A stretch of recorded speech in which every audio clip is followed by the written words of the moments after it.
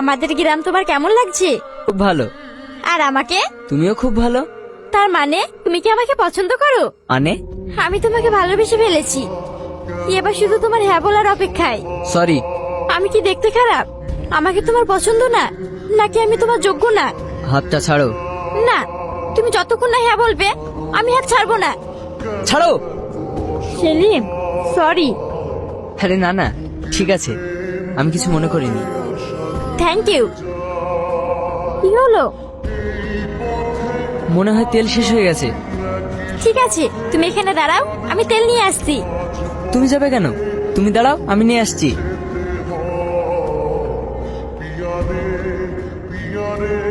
হাসি। হ্যালো। কিরে, হাসকে খুঁজছিস? হাস এখন আমার কাছে।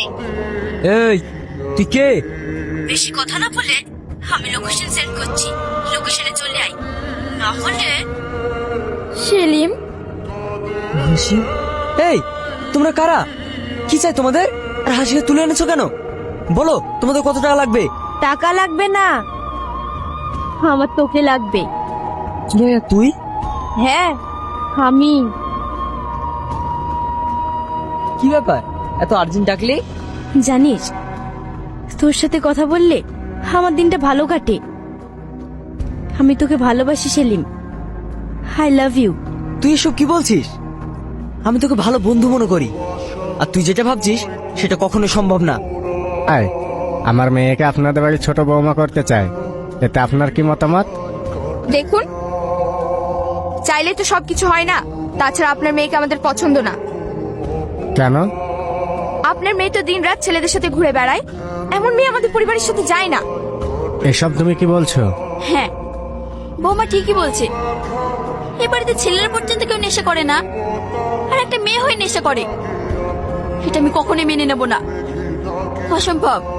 মাফ করবেন আঙ্কেল, জেনে শুনে এমন একটা মেয়ের সঙ্গে আমার ছোট ভাইয়ের বিয়ে দিতে পারবো না। হাব্বু, চলো। তার মানে তুই আমার ভাই ভাবি? হ্যাঁ, তোকে পাওয়ার জন্য তোর পরিবারে যারা আমার পথের কাটা হয়ে দাঁড়িয়েছিল তাদের সবাইকে আমি শেষ করে দিয়েছি। আর কোথাকার একটা মেয়ে আমার পথের কাটা হয়ে দাঁড়াবে, তাকে আমি ছেড়ে দিব? সেটা কি করে ভাবলি?